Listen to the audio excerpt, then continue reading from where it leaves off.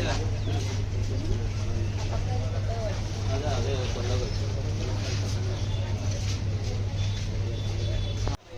Label ఏమని వేస్తున్నారా? ఎప్పుడు వేసింది?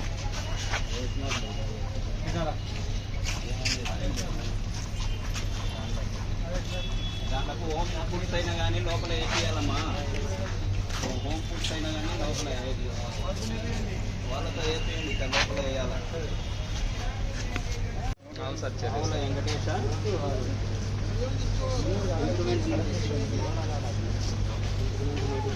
ఆ లేబుల్ డిక్లరేషన్ అన్ని ఫాలో కావాలి.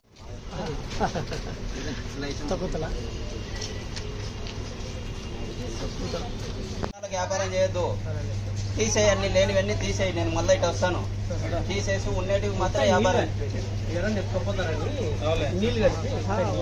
అది తెలియదా? లైసెన్స్ తీసుకున్నావా? ఏది చూసి లైసెన్స్ ఇంట్లో తయారు చేస్తుందంటారు కదా చిన్న చిన్న.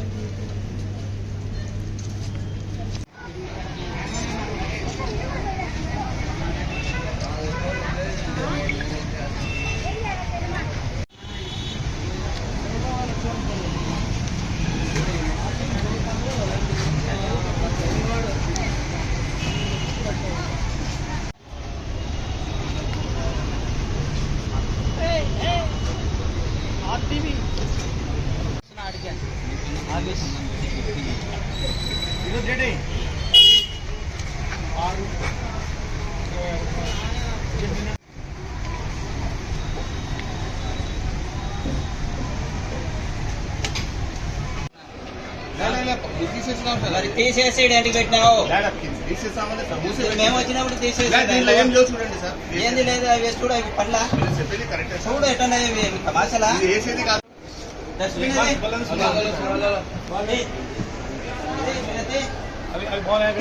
అన్ని చూసుకోండి సార్. మూసి పెట్టాము. నేను వచ్చినాను ఇప్పుడు పారేసాను. అది తప్పే సార్. నీళ్ళు సార్ నీళ్ళు వాడుతున్నారు కదా. క్యాన్ ఉంది చూడు సార్, ఫిల్టర్ వాటర్ నీళ్ళు. ఐస్ ఎక్కడ కొంటారు? ఐస్ ఫ్యాక్టరీలోనే సార్. ఐస్ ఫ్యాక్టరీ ఎక్కడ? మన అయ్యప్ప ఐస్ ఫ్యాక్టరీ. మంచిదేనా? క్వాలిటీగా ఉందా?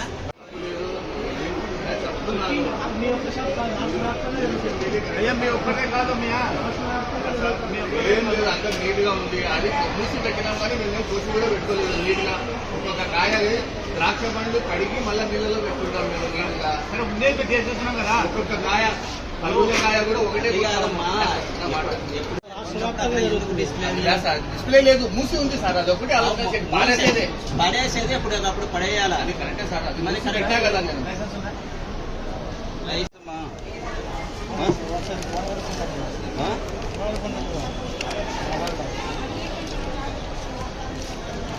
పైన కాడ కాదు, ఇక్కడ పెట్టాలని నువ్వు వ్యాపారం చేసేటప్పుడు. పైన కాడ పెట్టుకుంటే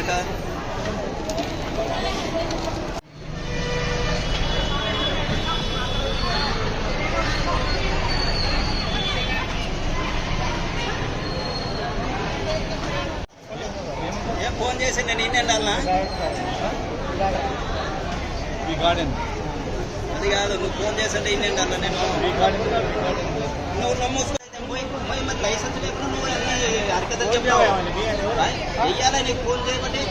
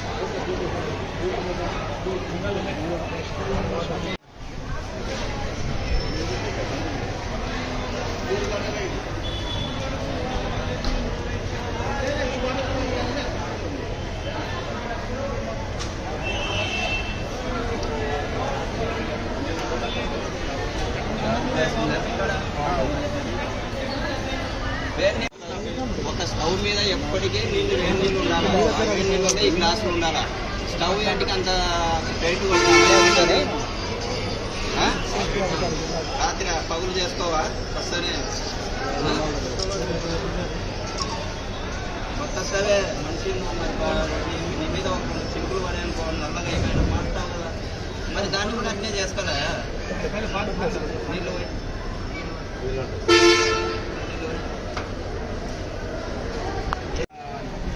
అట్లా మన నీళ్ళ చింపు పడతానే దాన్ని మార్చేస్తాం సర్టును. మరి ఆ స్టవ్ అట్లా క్లీన్ చేసుకోవాలి కదా.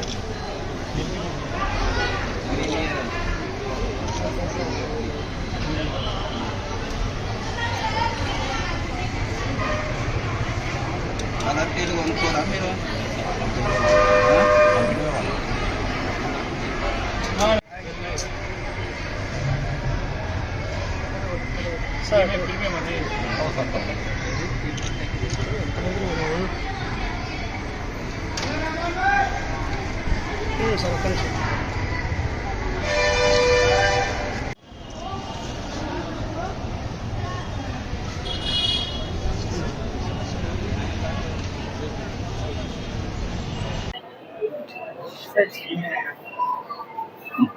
రాష్ట్ర ఫుడ్ సేఫ్టీ కమిషనర్ గారి ఆదేశాల మేరకు స్టేట్ వైడ్గా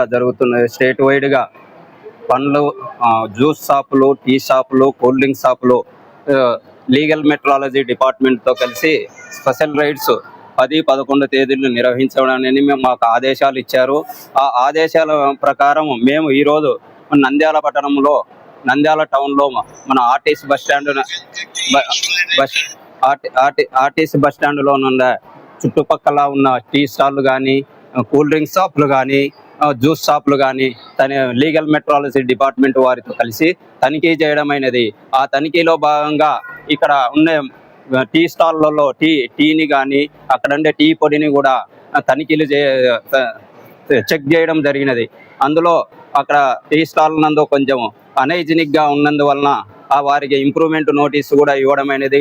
ఆ తర్వాత కూల్ డ్రింక్ షాపుకు తనిఖీ చేయడం అనేది. అక్కడ కూల్ డ్రింక్ షాప్లో మాకు అనుమానంగా నన్నారి షరబత్ నందు కలర్స్ ఉన్నాయని అనుమానంతో ఆ షరబత్ను శాంపిల్ తీసి మేము ల్యాబ్కు టెస్టింగ్ కొరకు ల్యాబ్కు పంపించుతున్నాము.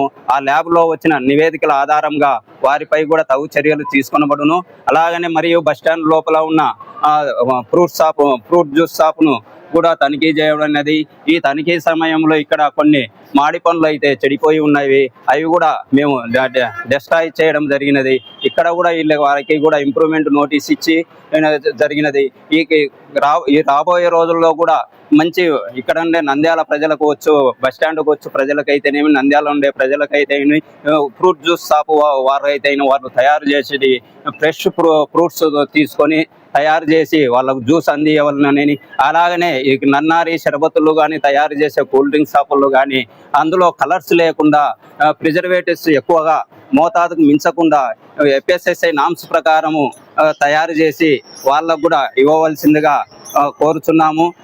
ఈ FSSAI నిబంధనలను పాటించని ఎడల వారిపై తగు చర్యలు తీసుకొని వారిపై కూడా కేసులు నమోదు చేసి మనం సంబంధించిన కోర్టులు కానీ జాయింట్ కలెక్టర్ గారి కోర్టులలో నందు వారిని నివేదించబడను. అలాగనే ప్రతి ఫ్రూట్ షాప్ కానీ, కూల్ డ్రింక్ షాప్ కానీ, స్వీట్ షాపులు కానీ, టీ షాపులు కానీ ప్రతి ఒక్కరూ ఫుడ్ లైసెన్స్ తీసుకునవలను. ఫుడ్ లైసెన్స్ తీసుకోకపోతే అది 10 లక్షల వరకు కూడా జరిమానా ఉన్నది. అందుకని కాబట్టి కంపల్సరిగా ప్రతి ఒక్కరూ లైసెన్స్ తీసుకొని తమ వ్యాపారాలు చేసుకోవాలని మనవి చేస్తున్నాను. ఈ నిబంధనలను పాటించిన ఎడల మీపై FSSAI చట్టం ప్రకారం చర్యలు తీసుకొనబడునని తెలియజేస్తున్నాను.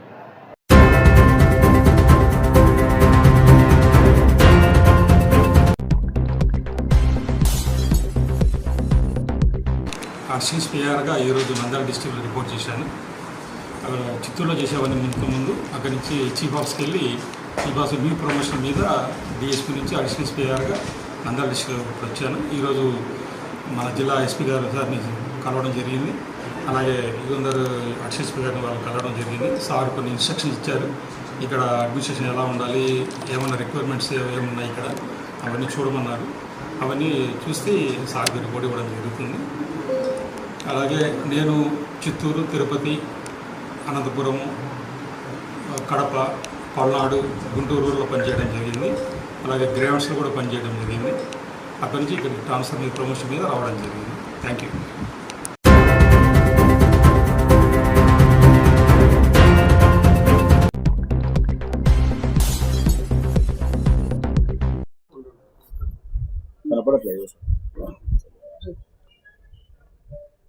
అందరికీ నమస్కారం. నిన్నటి దినం అంటే మంగళవారం రోజున సోషల్ మీడియా వేదికగా చేసుకొని ఇద్దరు సోషల్ మీడియా పాత్రికేయులు ప్రథమానంది దేవస్థానంలో దాతలు ఇచ్చినటువంటి డబ్బులు, కోట్ల రూపాయల డబ్బులు దుర్వినియోగం అవుతున్నాయని చెప్పి దేవస్థానం పైన అసత్య ఆరోపణలు చేయడం జరిగింది. రాజ్ టీవీ ప్రతినిధి అతను విజయ్, అతనికి నాకు వ్యక్తిగతంగా ఎలాంటి ఇవి లేవు. ఆయన నాకు రూపాయి లేడు, నేను ఆయనకు లేను. అతను హిందుత్వం పైన, ప్రథమానంది దేవస్థానం అభివృద్ధి పైన, దేవాలయ అభివృద్ధి పైన దాడి చేయడం మొదలుపెట్టినాడు. ఎందుకంటే అతను హిందూయేతర మతస్థుడు. దేవాలయాల అభివృద్ధి పైన, దేవాలయాలు జరుగుతున్న వాటి మాత్రమే సోషల్ మీడియా వేదిక చేసుకొని ప్రసారాలు చేస్తున్నాడు. మరి ఆయన టీవీలో ప్రసారాలు ఎందుకు చేయడంలో నాకు తెలియదు. ఒకటి, రాష్ట్ర ప్రభుత్వం కానీ కేంద్ర ప్రభుత్వం కానీ దేవాలయాలకు ఇచ్చినట్టుగానే నిధులు చర్చీలకు, మసీదులకు, మద్రాసాలకు ఇస్తుంది. దేవాలయాలలో అభివృద్ధి కోసం దాతలు ఇచ్చేటువంటి విరాళాలు పక్కదోవ పడుతున్నాయని కోట్ల రూపాయలు ప్రథమానంది దేవస్థానం కమిటీ వాళ్ళు కానీ వసూలు రాజా అని బాబు అని పెట్టి రాసినారు. ఆ రాసిన వ్యక్తులు నేను అడుగుతున్నాను, మీరు ప్రథమానంది దేవస్థానము ఈరోజు రాశారు, రేపు ఆంజనేయ స్వామి దేవస్థానము, ఎల్లుండి కాళికమ్మ దేవస్థానము, ఇలా వరుసగా రాస్తారు. మంచిదే, రాసేదానికి మీకు హక్కు ఉంది. మరి రాష్ట్ర ప్రభుత్వం నిధులతో అభివృద్ధి చెందుతున్నటువంటి మద్రాసాలు, మసీదులలో జరిగే ఇటువంటివి మీకు కనపడం లేదా? చర్చిలలో కనపడం లేదా? మరి వాటిపైన ఇంతవరకు ఎవరు రాయలేదే. మరి దేవస్థానాలు, హిందుత్వం దానిపైన దాడి ఎందుకు? నిన్న జరిగిన మార్కెట్ కమిటీ షాపుల వేలంపాటలలో శిల్పా కుటుంబ సభ్యుల యొక్క ప్రభుత్వానికి ఎంత నష్టం చేస్తున్నారనే విషయం ప్రజలకు తెలియకుండా ఉండేందుకు డైవర్షన్గా ప్రథమానంది దేవస్థానంలో అన్యాయాలు, అక్రమాలు అని చెప్పారు. కోట్ల రూపాయలు అన్యాయక్రాంతమయ్యి ఆ కోట్ల రూపాయలు వసూలు చేసి ఆ డబ్బులతో మేము వ్యాపారాలు చేస్తున్నామని చెప్పినారు.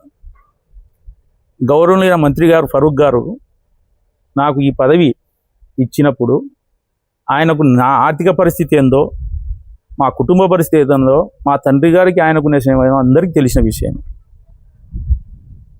ప్రచారం చేసేటప్పుడు మీరు వాస్తవాలు తెలుసుకొని చేయండి, తప్పేం లేదు. దాని గురించి మేమేమి బాధపడం లేదు. వైఎస్ నగర్లో వైఎస్ఆర్సీపీకి చెందినటువంటి ఒక వ్యక్తి రమణ, కౌన్సిలర్గా ఓడిపోయినటువంటి అతను అయ్యప్ప స్వామి దేవాలయం కట్టాడు. ఆయన బృందం కలిసి దాతల సహకారంతో, ఆయన సొంత నిధులతో రకరకాలుగా కష్టాలు, ఆ దేవాలయం కట్టేదానికి ఆయన పడ్డ కష్టం కానీ ఇబ్బందులు కానీ ఆయనకు తెలుస్తాయి, ఆయన మిత్రులకు తెలుస్తుంది, వేటి వాళ్ళకి తెలియదు. అయ్యప్ప స్వామి దేవాలయము నిర్మాణం కోసము కోట్ల రూపాయలు వసూలు చేసినాడు రమణ, ఆ డబ్బులు ఏమైనాయని చెప్పి మేము ప్రశ్నించలేదే. దేవస్థానాన్ని నిర్మించేటప్పుడు రకరకాల ఇబ్బందులు ఉంటాయి. కొంతమంది దాతలు 10 రూపాయలు ఇస్తామని చెప్పి ఇవ్వకుండా కాలం వెలుబుస్తారు, 10 రూపాయలు ఇస్తామని చెప్పి 5 రూపాయలు ఇస్తారు. ఇచ్చినే తీసుకోవాల్సినటువంటి అవసరం ఉంది. ఇప్పుడు మేము కమిటీ ఏర్పడిన తర్వాత మొత్తం మాకు ఇచ్చినటువంటి దాతల యొక్క వివరాలు బ్యానర్, ప్రతిరోజు దేవస్థానం దగ్గర బ్యానర్ పెట్టేస్తాం. మొత్తం 49 మంది 32,24,900 రూపాయలు మాత్రం మాకు విరాళ రూపంలో దాతలు ఇచ్చారు. ఒక 5 రూమ్లలో 5 బీరువాలు 5 మంది 32,500 రూపాయలు బీరువాలు తెచ్చి ఇచ్చినారు. డబ్బులు ఇవ్వలే వాళ్ళు, బీరువాలు తెచ్చి ఇచ్చినారు. 32,24,900 రూపాయలు మాకు దాతల రూపంలో వస్తే 5 రూములు, ఒక వంటశాల, ఇనుప స్తంభాలు, చుట్టూ బండలు, ఇంత పనులు చేశాం. 5 రూములు నిర్మించనీకే ఎంత ఖర్చు అవుతుందో నిర్మాణ రంగంలో ఉండే వాళ్ళు వచ్చి లెక్కేసుకొని ఇది ఎంత ఖర్చు ఏంటో చెప్పండి. వంటశాలతో సహా కోట్ల రూపాయలు అని చెప్పినటువంటి వ్యక్తులు, ప్రసారం చేసిన వ్యక్తులు ఈ 32,24,900, ఈ 32,500 కాక మీ దృష్టికి ఏ వ్యక్తి అయినా మేము ప్రథమానంది దేవస్థానానికి విరాళం ఇస్తే మాకు రసీదు ఇవ్వలేదని చెబితే ఆయన చెబితే 10 రూపాయలు నేను చెల్లిస్తా. 10 రూపాయలు చెబితే 100 రూపాయలు చెల్లిస్తా. 100 రూపాయలు అంటే 1000, 1000 అంటే 10,000, 10,000 అంటే 1,00,000. ఇవి కాక మేము చెల్లించేది కాక వేరే వాళ్ళు ఎవరైనా 1 రూపాయి మేము ఇచ్చి రసీదు ఇవ్వలేదంటే కూడా మేము దానికి సిద్ధం. ఒకటి, ప్రతి సోమవారము దాతలు భక్తుల సహకారంతో 250 నుంచి 300 మందికి అల్పాహార వితరణ జరుగుతుంది. పల్లకి సేవ ఉంటుంది. ఆ తర్వాత ప్రతి అమావాస్యకు మధ్యాహ్నం స్వామివారికి, ప్రతి అమావాస్య రోజున స్వామివారికి అభిషేకాలు, తర్వాత పూజలు నిర్వహించి భక్తులకు భోజన వసతి ఏర్పాటు చేస్తాం. ఇప్పుడు దేవస్థానాలలో భక్తుల నుంచి టికెట్ వసూలు చేస్తున్నారని చెప్పి ఈ దేవస్థానం అనేసరికి అందరికీ అలుసు అయిపోయింది. మరి చర్చిలలో భక్తులు దశమ భాగం అని హుండీలు వేస్తారు, మసీదులలో మద్రాసాలలో హుండీలేస్తారు. ప్రభుత్వము పేదవారికి కానీ ఇంకోరికి కానీ మక్కా పోయేదానికి ఆర్థిక సహాయం అందిస్తుంది. మరి వాటిపైన అది కూడా గవర్నమెంట్ ప్రభుత్వ ఆధీనంలో ఉన్నటువంటి మసీదులే కదా. ఒగ్గోడు సంబంధించినటువంటి, ఒగ్గోడు అంటే గవర్నమెంటే కదా. దేవస్థానంలో 100కి 20 రూపాయల పన్నులు చెల్లిస్తుంది, ఇన్కమ్ ట్యాక్స్, ఆదాయ పన్ను. అంటే దేవస్థానాలపైన, దేవస్థానాలలో అభివృద్ధి పైన వార్తలు రాసి అసత్య ప్రచారాలు చేస్తే ఏమీ చేయరని, ఇది మంచి పద్ధతి కాదు, హిందుత్వంపై దాడి చేస్తున్నారు మీరు. నిజంగా కూడా మీరు రాయగలిగితే అన్ని చర్చిలు, అన్ని మసీదులు, మద్రాసాలలో జరిగే కార్యక్రమాల గురించి రాస్తూ ఇది రాయండి, మేము ఒప్పుకుంటాం. మీరు రాసేటప్పుడు వివరణ అడగండి. అయ్యా మీ దేవస్థానాలలో ఈ 5 రూములు కట్టినారంటున్నారు, ఏ విధంగా కట్టినారని అడగండి, తప్పు లేదు. అడిగే హక్కు మీకుంది, చెప్పాల్సిన బాధ్యత మాకుంది. మరి కోట్ల రూపాయలు అని చెప్పి ప్రసారం చేసినారు. శిల్ప మరియు ఆర్టీవీ రాజ్ న్యూస్ ప్రతినిధి, వారిని ఒకటే అడుగుతున్నాను, ఏ మీ దగ్గర ఆధారాలు ఉన్నాయని మా దేవస్థానం యొక్క ఫోటో వేసి దేవస్థానానికి ఉన్న రెప్యుటేషను, దేవస్థానానికి ఉన్నటువంటి గౌరవము, దేవస్థానానికి అనుకునేటువంటి విలువ, భక్తుల మనోభావాలతో మీరు ఆటలాడుకున్నారు. వారిద్దరిపైన నంద్యాల పట్టణంలోని 3 స్టేషన్లలో మేము ఫిర్యాదు చేయడమే కాక వారిద్దరిపైన 50 లక్షల రూపాయలు పరువు నష్ట దావా వేస్తున్నాము. ఎందుకంటే గతంలో ఆ ముగ్గురని ఇంకోటని సోషల్ మీడియాలో ప్రచారం చేసినప్పటికీ వ్యక్తిగతంగా అది నాకేం పెద్ద నష్టం వచ్చేది కాదు. ఎందుకంటే వాళ్ళు ప్రసారం చేసుకునేంత మాత్రాన నాకున్న ఆస్తి తరిగిపోదు, లేదు చేయకునేంత మాత్రం ఆస్తి పెరిగిపోదు. వాళ్ళపైన ఖచ్చితంగా మేము న్యాయ పోరాటమే చేస్తాం, చట్టపరమైన చర్యలే తీసుకుంటాం. మాకేం వాళ్ళ మీద వ్యక్తిగత విదేశాలు లేవు, ఏం లేవు. విజయ్ అంటే సరే, అతనికి ఎందుకు నా మీద వ్యక్తిగత కక్ష పెంచుకునే నాకు అనవసరం. మధు అంటావా, అతను అక్కడ పని చేస్తున్నాడు జీతానికి, వాళ్ళు చెప్పిందే చేయాలా. ఆ స్థానంలో నేనుండి అదే పని చేస్తా. ఎందుకంటే ఎస్పీ రెడ్డి దగ్గర నేను ఎన్ని రోజులు పని చేసినానో మీకు అందరికీ తెలుసు. కాబట్టి అయితే ఎస్పీ రెడ్డి మహానుభావుడు, ప్రతిపక్ష పార్టీ నాయకుల మీద వ్యతిరేక వార్తలు కానీ వాళ్ళ వ్యక్తిగత విషయాలు తలదూర్చేటువంటి వార్తలు కానీ చేయమని ఎప్పుడు సలహా ఇవ్వలే. రాజకీయమే చేసినాడు ఆయన. అతనికి సరిపోని వ్యక్తి అయినా కానీ ఇది చేసినాడు. ఒకటి ఇంకా శిల్పా పిఆర్ఓ మధు అతను ఏ స్టేజ్లో ఉన్నాడు, ఇప్పుడు ఆడున్నా అంటే ఎవరు కారణం అనేది అందరికీ తెలుసు. ఇంకా నేనేం చెప్పాల్సిన పనిలే, అది అతనికి కూడా తెలుసు. కానీ అతన్ని మనం ఏమనలేం. ఎందుకంటే భవిష్యత్తులో అతను ఆ కేబుల్ నుంచి వేరే కేబుల్ పోయి ఇదే శిల్పారావు మీద వ్యతిరేక వార్తలు రాసే కాలం వస్తుంది. ఎందుకంటే సిటీ కేబుల్లో కొన్ని ఏళ్ల పాటు రాజేష్ పనిచేసినాడు కెమెరామెన్గా, కిషోర్ రిపోర్టర్గా పనిచేసినాడు. వాళ్ళు ఆ కేబుల్ నుంచి మానుకొని వస్తారు, బయటకు వస్తారు అని ఎవరైనా అనుకున్నారా? స్వర్గీయ నాగిరెడ్డి ఉన్నప్పుడు కిషోరు ఇదే శిల్పామోహన్ రెడ్డిపై వ్యతిరేక వార్తలు రాసినాడు, చూపించినాడు. అదే కిషోరు మళ్ళీ శిల్పా కేబుల్లో పనిచేసినాడు. ఇది కూడా అంతే. నా దగ్గర 5-6 మంది కెమెరామెన్లు పనిచేసినారు, 5-6 మంది నా దగ్గర శిష్యరికం చేసినారు. ఈరోజు వివిధ ఛానళ్లలో వివిధ కేబుల్లో పనిచేస్తున్నారు. కాబట్టి నేను తప్పు పట్టడం లేదు.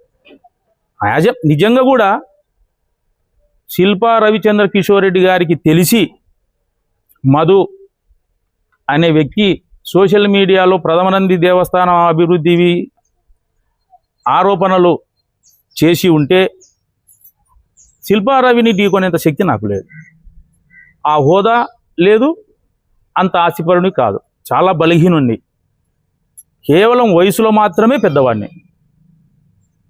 అతను రవి ఈ విధంగా చేసినాడని అనుకుంటే నేను ఆ పరమేశ్వరుని దగ్గరికి పోయి నా కన్నీళ్లతో అభిషేకం చేసి, స్వామి నేను చేసే దాంట్లో అసత్య ప్రచారాలు చేసినారు, నేను నిమిత్త మాత్రుడను, పాపపుణ్యాలు నువ్వే చూసుకొని ఒక వేడుకోవడం తప్ప ఇంకొక గత్యంతరం నాకు లేదు. ఏది ఏమైనా ఈ దేవస్థానం అభివృద్ధి ఆగదు. నిన్న ఒక భక్తుడు వచ్చినాడు, ఒక దాత, మాకు 50 సెంట్ల స్థలం చూపియండి, మినీ కళ్యాణ మండపం కడతాను అని. మేము ఏసీ కళ్యాణ మండపం కట్టు అని చెప్పి అడిగాం. అది ఆయన ఆలోచన చేసుకొని చెప్తా అన్నాడు. సరే, ఆయన మినీ కళ్యాణ మండపానికి ప్రిపేర్ అయ్యి వచ్చినాడు. మొత్తం మాకు ఏమి రూపాయి ఇవ్వద్దు, నీవు నీ ఖర్చులు నీ జమలు మాకు అనవసరం, నువ్వు కట్టించి దేవస్థానానికి అప్పచెప్పు అని చెప్పినాం. ఇకపోతే మేము కమిటీ ఏర్పడిన తర్వాత కళ్యాణ మండపం, ప్రథమానందీశ్వర స్వామి దేవస్థానం ఆధీనంలో ఉన్నటువంటి కళ్యాణ మండపం సంవత్సరానికి డెకరేషన్ అయితేనేమి, సప్లైలు అయితేనేమి 15,10,000, 9,20,000, ఎగ్జిబిషను 6,20,000, సంవత్సరానికి 31,10,000 రూపాయలు దేవస్థానానికి ఆదాయం వస్తుంది. ఎగ్జిబిషన్ సంబంధించి గతంలో ఎమ్మెల్యే 2023-24 మధ్య కాలంలో శిల్పారవి గారు ఉన్నప్పుడు టెండర్ వేయడం జరిగింది. ఆ తర్వాత కళ్యాణ మండపం విషయం గురించి అందరికీ తెలిసిందే. ఈ కళ్యాణ మండపము శిల్పా కుటుంబ సభ్యుల ఆధీనంలో ఉన్నప్పుడు పెద్దలు, మంత్రివర్యులు, దేవస్థానం అధికారులు నెలకు 60,000 రూపాయలు చెల్లించమని శిల్పా కుటుంబ సభ్యులకు మధ్యవర్తిత్వం పంపడం జరిగింది. ఆ రోజు వాళ్ళ తరపున ఒక పెద్ద మనిషి వచ్చారు. 60,000 కాదు 10,000 రూపాయలు ఇస్తారు నెలకు అని చెప్పి ఈ విషయం మంత్రి గారు దృష్టికి తీసుకపోతే, సరే 40,000 రూపాయలకు తక్కువ కాకుండా చేయండి, ఎందుకు అనవసరంగా కోర్టు ఖర్చులు అంటే ఆయన పెద్దరికంగా సరే ఇన్నాళ్ళు వాళ్ళు చేసినారు కదా 40,000 రూపాయలకు ఫిక్స్ చేసి వాళ్ళకి ఇవ్వండి అని చెప్పి మంత్రివర్యులు చెప్పారు. వారి తరపున వచ్చినటువంటి ఆ పెద్ద మనిషి 15,000 కంటే రూపాయి ఎక్కువ ఇవ్వరు, ఒకవేళ 15,000 రూపాయలకు మీరు ఒప్పుకుంటే పర్లేదు, లేదంటే రేకులు నట్టుబొడ్డాలని తీసుకొని పోతాము అన్నాడు. కళ్యాణ మండపానికి సంబంధించిన రేకులు నట్టుబొడ్లతో సహా తీసుకుపోతాము అన్నారు. అప్పుడు అధికారి, ఇప్పుడు రిటైర్డ్ అయినాడు ఆయన, సార్ ఇది 10 ఎకరాల 22 సెంట్లో 10 ఎకరాల 20 సెంట్లో పరమేశ్వరుని సొమ్ము, ఈరోజు నువ్వు బలవంతునివై ఈ రేకులు ఇప్పుకొని పోవచ్చు, రాబోయే కాలంలో నువ్వు కాదు, మీ అబ్బాయి కాదు, నీ మనవడు అనా పైసలు సహా వడ్డీతో సహా ఈశ్వరుని చెల్లిస్తాడు, దయచేసి ఆ మాటలు మాట్లాడొద్దని నేను చెప్పినాడు. ఆ తర్వాత గౌరవ కోర్టు వారు ఓపెన్ యాక్షన్ చేయడం, ఓపెన్ యాక్షన్లో పాల్గొనడం, దేవస్థానానికి ఆదాయం జరగడం ఇంకందరికీ తెలిసిందే. కార్తీక మాసంలో గడిచిన 4-5 సంవత్సరాల నుండి మా అన్నదాన దాంట్లో పనిచేసే సేవకులు కానీ, మా కమిటీ సభ్యులు కానీ, దేవస్థానం అధికారులు కానీ, దాతల సహకారంతో కానీ ప్రతిరోజు 2000-2500 మందికి మేము అన్నప్రసాదం వితరణ చేస్తున్నాం.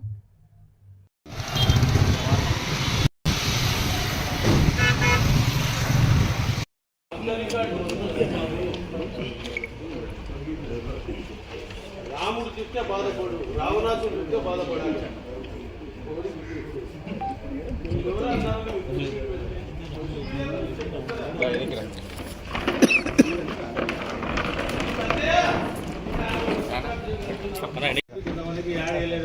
అది కూడా ఆలోచన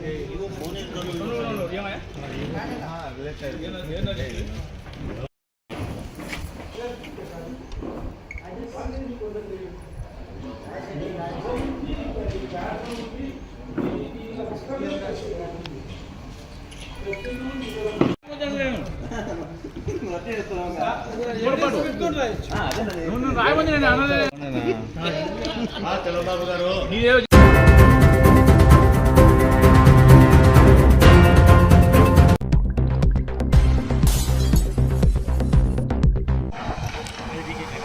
మొత్తం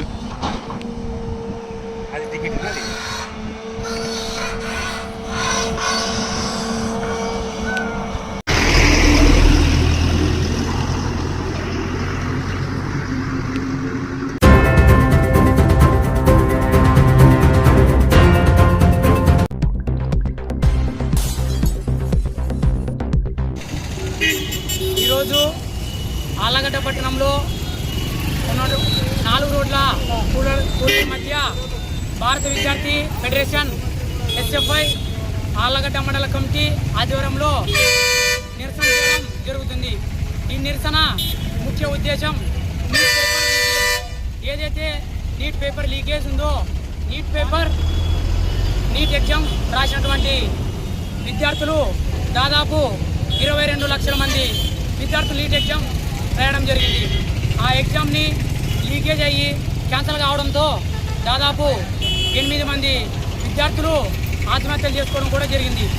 దీన్ని కేంద్ర ప్రభుత్వం దృష్టిలో పెట్టుకొని విద్యార్థులకు బాధ్యతగా వహించాలని, అదేవిధంగా ఈ భారత విద్యార్థి ఫెడరేషన్ SFI దీన్ని తీవ్రంగా ఖండిస్తుంది. అదేవిధంగా గతంలో 89 లీకేజీలు అయ్యాయి, 48 రీకరెక్షన్ ఎగ్జామ్స్ పెట్టారు. ఈ సందర్భంగా మేము ఒకటే అడుగుతున్నాం, నరేంద్ర మోడీ సారు గారు రీసెంట్గా జరిగినటువంటి ఏ ఎలక్షన్స్లో అయినా లేదా ఈవీఎంలో జరిగినటువంటి ఏ తప్పుల వల్ల అయినా ఎలక్షన్స్ మళ్ళీ జరపాలంటే ఈ రాజకీయ నాయకులు, ఈ పార్టీ అభిమానులు ఊరుకుంటారా ఫ్రెండ్స్? అదేవిధంగా వాళ్ళకు ఎంత కోపం వస్తుందో ఈ నీట్ విద్యార్థులకు ఎగ్జామ్ క్యాన్సిల్ చేసినందుకు, లీకేజ్ అయినందుకు అంతేవిధంగా అదే కోపం వస్తుంది, అంతే బాధ లేస్తుంది. ఈ నీటికి కారణమైనటువంటి ఎవరైతే ముద్దాయిలు ఉన్నారో వాళ్ళని అరెస్ట్ చేసి కఠినంగా శిక్షించాలని భారత విద్యార్థి ఫెడరేషన్ SFI డిమాండ్ చేస్తుంది. అదేవిధంగా నీట్ పేపర్ లీకేజ్కు బాధ్యతగా వహిస్తున్నటువంటి కేంద్ర విద్యాశాఖ మంత్రి తక్షణమే రాజీనామా చేయాలని భారత విద్యార్థి ఫెడరేషన్ SFI డిమాండ్ చేస్తుంది. అదేవిధంగా NTA నేషనల్ టెస్టింగ్ ఏజెన్సీ తక్షణమే రద్దు చేయాలని, లేని పక్షంలో పెద్ద ఎత్తున ఆందోళన చేస్తామని తెలియజేస్తున్నాం.